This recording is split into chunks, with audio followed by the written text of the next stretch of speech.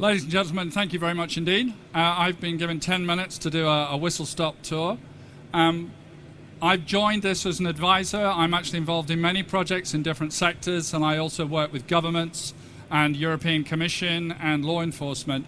And I'm very excited about this project, which is why I agreed to do it.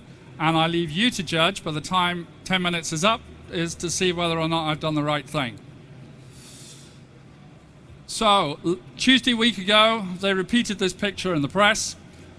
So, Debbie Hapstead, poor lady, she had access online to addictive drugs, in this case codeine, and in the last few months before she died, she'd consumed 3,700, and she died from those drugs. The post-event investigation found she had online accounts with 18 different pharmacies, none of whom knew that she was getting drugs from somewhere else. So this is the core issue that started MediConnect on its journey. So back in 2017, when the investigation was happening, the pharmacies started to wonder what they could do. But I'd ask you to bear this in mind. We have an increasing amount of mental health problems in our country, as many countries do. The working figure for GPs is that 23% of the population will be referred for a mental health problem during their lifetime. And the problem is getting worse. And it's, if you like, it's a reflection on the life that we lead. So having come together, the challenge that we've got here, I've already mentioned, the requirement to prevent the misuse and overprescribing of prescription drugs we're talking about here. And I'll go into that in a little more detail. But we also have a huge amount of fake drugs. And I might add fake food, because I'm also involved in that area. And so 50% of the drugs that are prescribed worldwide, when they arrive, turn out to be not what was sent, despite secure packaging and so on. And so as a consequence, we've also seen issues around drugs that need to be recalled. So we've concentrated on those, but even today, we've been given more requirements that extend the space that we're trying to address. So the scope for reuse is really high. Fortunately, we have a very good management team, which extends right out into other parts of the country, super well connected. And although we're doing an ICO, which is live today, MediConnect.io, that's the takeaway piece, we will be looking to do, I think, a cash raise to get us up to around the $10 million mark. So, I've mentioned medication and the problem of prescription drugs. I've also talked about the problem of recall and drug provenance, just like food. And here are some more numbers. I'm going to throw numbers as we go along, but I'm not going to dive into them. Please read them. The important point is, we've just had Tuesday a week ago a new regulation that affects all pharmacies in the country, which requires them to identify people to high assurance and also to be able to deal with, to identify people to high assurance and also to be able to verify that that person has not been prescribed drugs elsewhere. There's also regulations on drug recalls that have come in. So this is affecting the big boys. And because I've just been given the 5 minutes, I'm not sure where the first 5 minutes went, I'm going to rip through these. Here are what we're seeing as the main advantages that are coming through what we're doing. This will enable our activity, what you see here. So not only is it dealing with the requirements I mentioned, but it's also dealing with costs around wasted drugs that are thrown away, issues around massive problems to do with risk management, as well as improving market access for other parts of the market, which today find great difficulty. So as you can see at the top, you've got the top center, you've got pharmacies. We have 14,500 roughly on the high street, and we have about another 20,000 that exist within hospitals and online.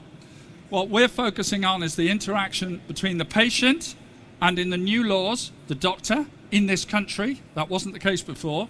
The requirement then, whether it's initiated by the patient online or by the doctor, the prescription is validated with the doctor, and it's also validated against, green's not showing up, It's validated against the platform in here, which has access to a transaction DLT.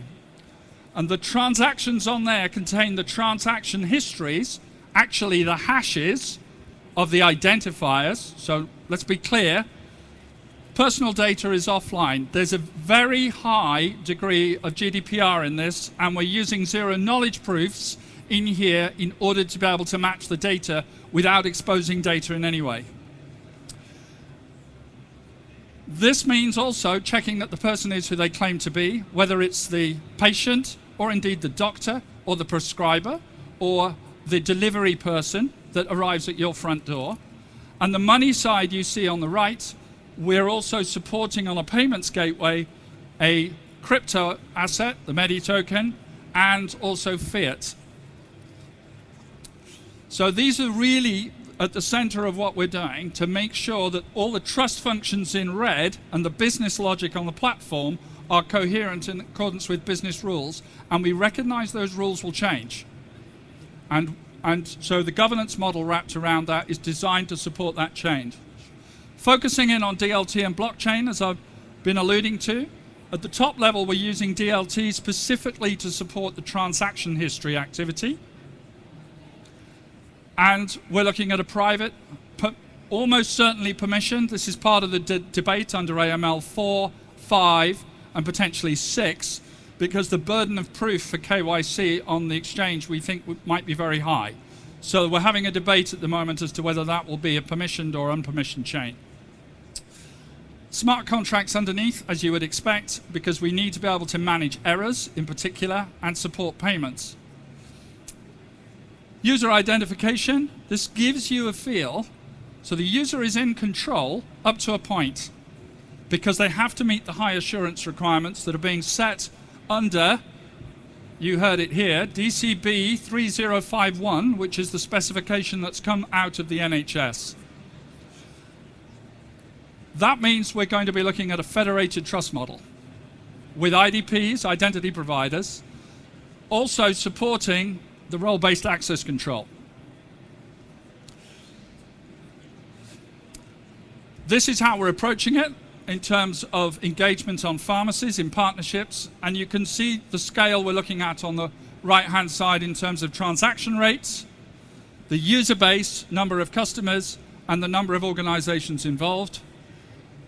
Our revenue models are the classics that you would expect, including prepay, and we are looking to look at incentivization mechanisms. This gives you a feel for the phasing that we've got. Some of this is going to be accelerated, but all the time we're bringing new groups in to understand what's happening so that they will then be able to onboard in the next phase of the program. Clearly, a lot in deliverables and outcomes to do with governance and assurance mechanisms, taxonomy, data coherence, etc. We're seeking to do a raise, and that is where we're aiming to spend that money. And the platform is due to be operational by the end of September, and we're working towards that now.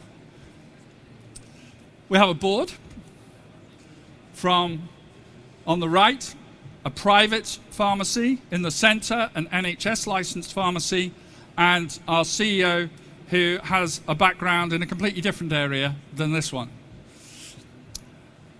But there's a lot of really good connections within the industry, which allows us to scale fairly fast.